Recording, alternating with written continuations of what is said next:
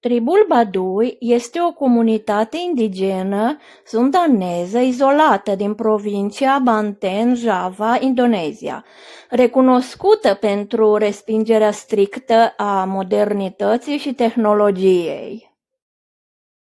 Aceștia trăiesc în armonie cu natura, cultivând orez și menținându-și tradițiile străvechi, fiind împărțiți în Baduy interior și exterior.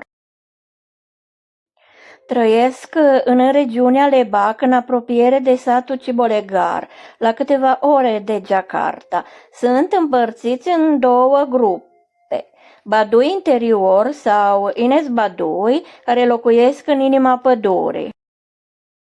Baduy exterior sau Other Baduy trăiesc la periferie, poartă haine albastre-negre și adoptă o atitudine mai flexibilă față de tehnologie, deși o evită.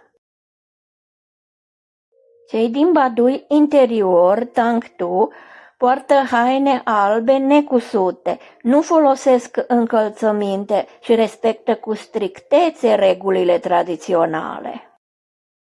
Stilul de viață al tribului Baduy este agricultura de subzistență, orez.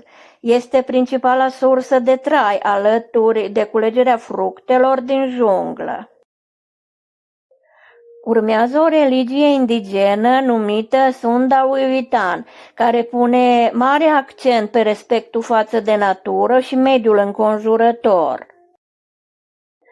Baduy a fost desemnat ca loc de conservare culturală de către guvernul regional Lebak în 1990.